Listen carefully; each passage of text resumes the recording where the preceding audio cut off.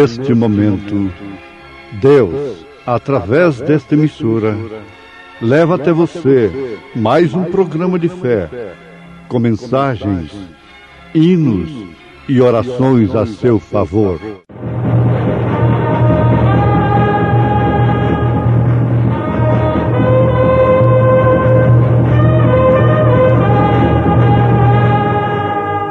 Fé para vencer.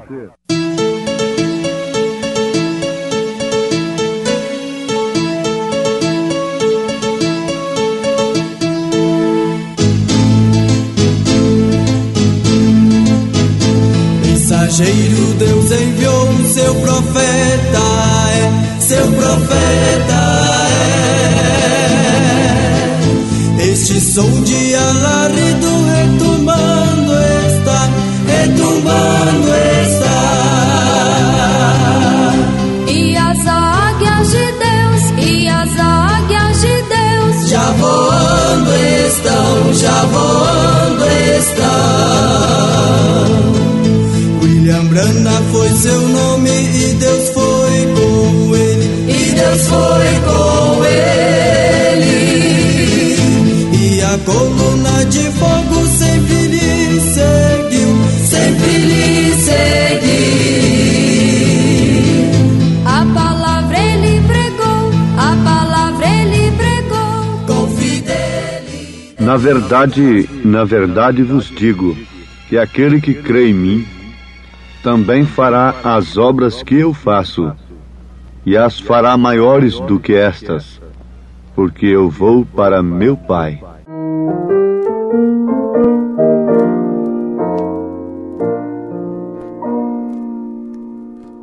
Disse Jesus: ide por todo o mundo e pregai o eterno dom da salvação que com amor profundo dá o Deus gracioso e bom,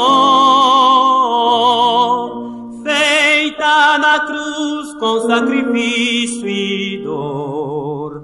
Proclamai o dom do Redentor,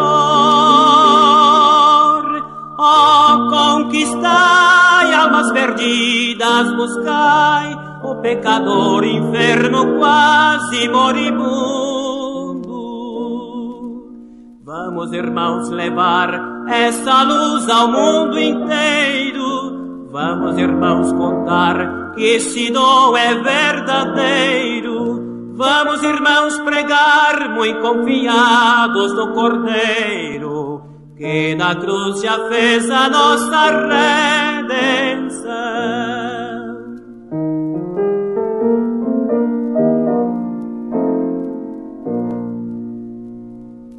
Firmes levemos a mensagem santa do Evangelho de Jesus. Esta mensagem divinal que encanta e que o pecador conduz, cheia de bênção do glorioso Deus, que descobre os escolhidos seus, cheia de amor, traz-nos do céu o fragor da compaixão de Deus e dá-nos graça tanta. Vamos, irmãos, levar essa luz ao mundo inteiro. Vamos, irmãos, contar que esse dom é verdadeiro. Vamos, irmãos, pregar muito confiados no Cordeiro, que na cruz já fez a nossa redenção.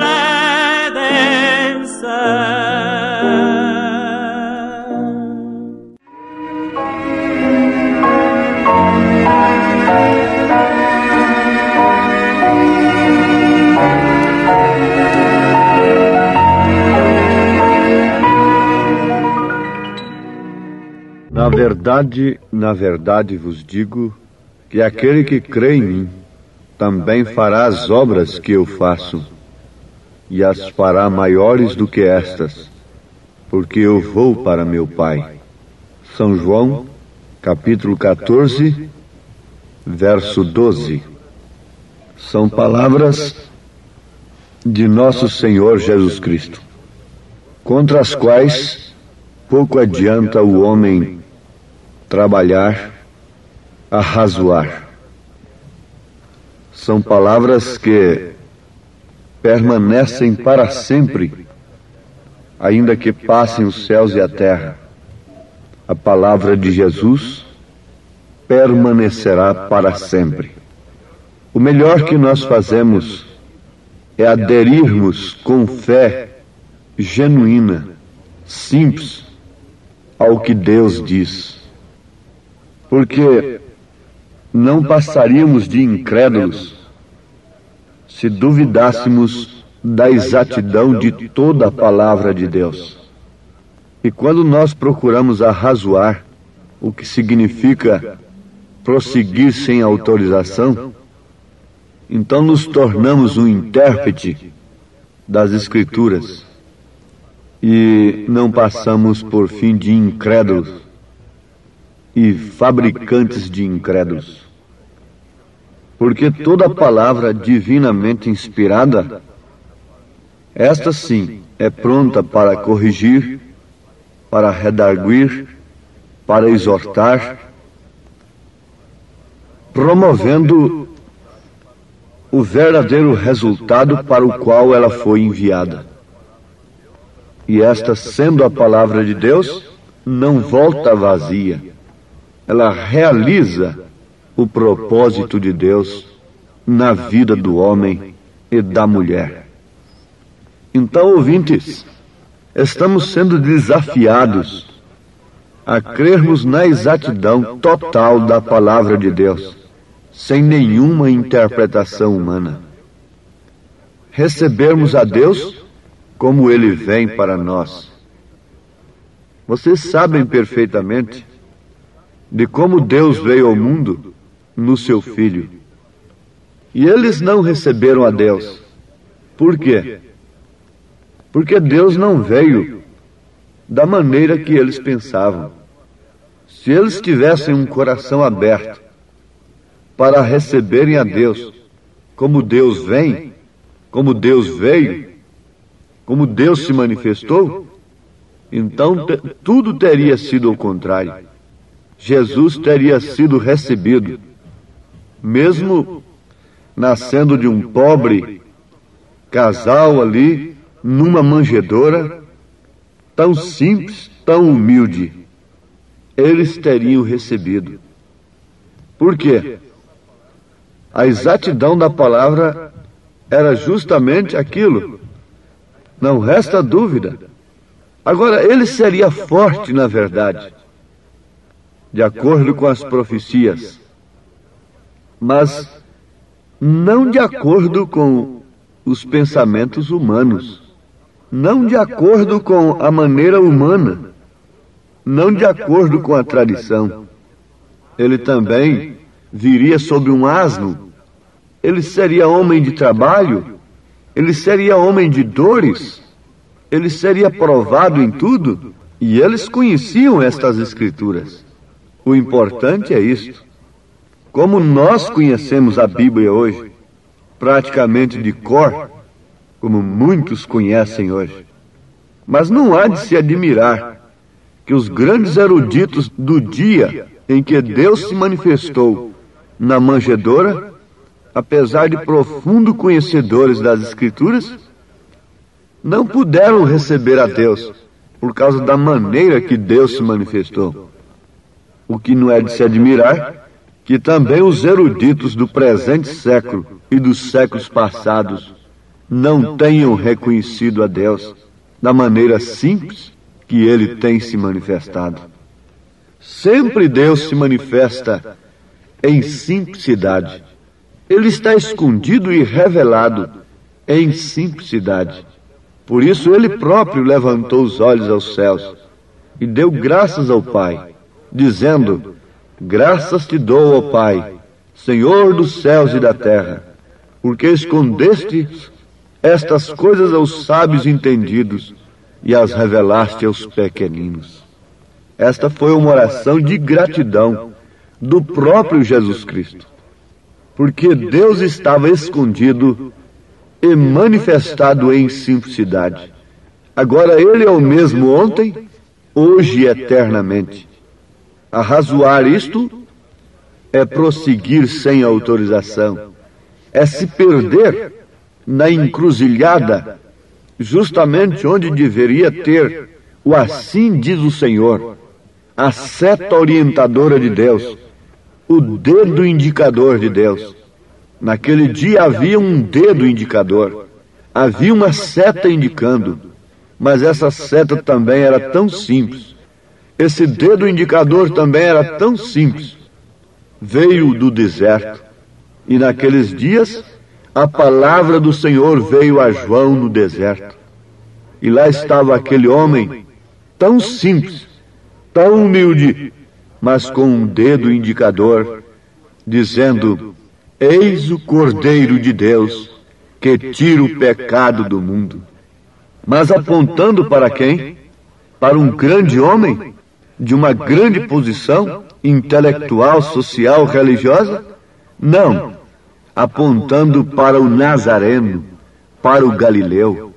Vocês não podem ver estas coisas, meus irmãos? Vocês não podem ver e acordarem e se despertar em tempo? Nos dias em que todo mundo está buscando a Deus, mas através de grandes coisas, através de grandes campanhas, através de grandes talentos, e nunca se pensou em dar tanta coisa boa para Deus como se pensa agora. Nunca se pensou em construir tanta coisa cara, tanta coisa preciosa, materialmente falando, para oferecerem a Deus como se pensa agora? Vamos nos esquecer do culto de Caim? Não. O culto de Caim era muito mais caro do que o de Abel. Era muito mais bonito. Era muito mais precioso aos olhos dos homens. Mas, no entanto, foi um culto aborrecido por Deus, rejeitado por Deus. Ao passo que o culto de Abel era horrendo, era um cordeirinho trêmulo, morrendo, sangrando, e aquilo combinava perfeitamente com o plano de Deus. Agora veja, vamos dar por apercebidos nesse instante. Não sabemos com que angústia Paulo escreveu aos Efésios, clamando: desperta tu que dormes, levanta-te dentre os mortos. Até quando ficareis dormentes, vendo estas coisas diante dos vossos olhos? Se Deus um dia se manifestou em simplicidade, Ele somente se manifesta em simplicidade. Agora, para reconhecer Deus no seu devido tempo, a sua mensagem no seu devido tempo, é necessário que recebamos o Espírito Santo. É necessário que tenhamos o Espírito de Deus, porque somente aquele que tem o Espírito de Deus reconhece as coisas de Deus. Meus irmãos, o rapto será uma coisa tão sigilosa, tão simples, que se não tiver o sinal, ninguém perceberá. O sinal é o Espírito Santo. O rapto se trata do arrebatamento. Nós falamos rapto porque será escondido do mundo. É como uma noiva que está sendo tirada por um noivo, escondida de seus pais. Assim também a noiva de Cristo está sendo tirada pelo noivo, que é o próprio Cristo, escondida do mundo, escondida dos credos, das organizações religiosas, ainda que elas sejam boas. Mas vamos nos lembrar que Rebeca recebeu os dons e teve de deixar a casa de seus pais, por melhores que eles fossem. Ela gostava naturalmente, ela amava os seus pais, Ela amava os seus irmãos, mas ela teve de deixar a casa do pai para ir ao encontro do noivo. E é isto que está acontecendo. Tudo aquilo é uma sombra para nós, disse São Paulo. Tudo isso ficou escrito para aviso nosso. Nós estamos na hora em que temos de saber se temos ou não o Espírito Santo. Você pode dizer, mas eu tenho falado em línguas. Olha, isto é um engano do inimigo. Você não se baseie nisto. Você pode falar línguas e não ter o Espírito Santo. Porque língua é simplesmente um dom. Inclusive, Satanás pode personificar todos os dons. Mas ter o Espírito Santo é o próprio Espírito Santo em você. Não simplesmente um dom, mas sim o próprio Espírito Santo. É Deus caminhando em dois pés. É Cristo em você, falando como Cristo, olhando como Cristo, fazendo as mesmas obras de Cristo, lá no seu posto do dever, como esposa, como mãe, como pai, como um membro simples do corpo, como um diácono, como um evangelista, como um pastor, como um enviado, é fazendo as mesmas obras de Cristo. O olho enxergando, a mente pensando, os ouvidos ouvindo, as mãos apalpando, os pés sustentando, o corpo para esse corpo andar, mas cada um no seu posto do dever, cada um no seu lugar. E quem pode fazer isto? Somente o Espírito Santo. Mais ninguém. E o Espírito Santo nos dá uma fé genuína na palavra de Deus. Somente o próprio Deus pode fazer as obras de Cristo através de nós. Porque as obras que Cristo fez, que Jesus fez, não foi ele como homem, mas sim o Pai que estava nele, porque ele disse, o Pai que está em mim é quem faz as obras. São João 14, versículo 10. Isso mostra que o Pai não estava distintamente do Filho. Isso mostra que a unidade entre o Filho e o Pai é uma unidade simples, não uma unidade como do casal, como de você e de sua esposa. Você não pode falar, quem vê a mim vê minha esposa. No entanto, Jesus disse, quem vê a mim vê o Pai. Isso mostra que o Pai estava nele, fazendo as obras. Ora, se o Pai estava nele fazendo as obras, e o único que podia fazer as obras era o Pai que estava nele, então é o mesmo conosco, é o mesmo com o seu corpo. Nós somos o corpo de Cristo e o Pai tem que estar em nós fazendo as obras. Quem é que está em nós? É o Espírito Santo, então é o Pai que está em nós. Quem é que estava em Jesus? Quem foi que desceu lá no batismo no Rio Jordão sobre Jesus? Foi o Espírito Santo. Sim, mas ele disse, o Pai que está em mim é quem faz as obras. De quem Maria concebeu? Foi do Espírito Santo. Então é Deus manifestando-se em ofícios. Pai, Filho e Espírito Santo. Ele tem que se manifestar também em nós. Esse Pai tem que estar em nós. Esse Pai é o Espírito Santo. Maria concebeu do Espírito Santo. E de quem a igreja misturada com o mundo tem concebido nesse dia? De quem você tem concebido sua fé em Cristo? De quem você tem concebido sua fé em Deus? Mais do que nunca você tem que estar certo de que tem concebido também do Espírito Santo. A igreja de Jesus concebe do Espírito Santo. Ele a cobre com sua sombra. A sombra do Altíssimo é aquele que habita no esconderijo do Altíssimo, diz o salmista, que habita sob a sombra do Altíssimo. A sombra do Altíssimo descansará. E concebe de Deus, a igreja fica grávida da palavra, gera o Filho dentro dela, ela dá à luz o Filho, é Cristo se manifestando através dela, ele vai tomando forma e o mundo tem que ver que ela está ocupada com Cristo, que seu ventre, que sua vida está ocupada com Cristo. Você tem que saber disto. que como uma esposa está terminantemente selada por uma só vez com o seu marido, assim também a igreja deve estar selada terminantemente com o seu esposo. Quem é esse esposo? É Cristo. Agora, ele não tem uma esposa que vive namoriscando com o mundo. Ele tem uma esposa que tem aliança, o pacto da fidelidade. Ele tem uma esposa que tem as dracmas. Se ela um dia perdeu uma dracma, ela caiu em desespero até encontrar essa dracma de volta.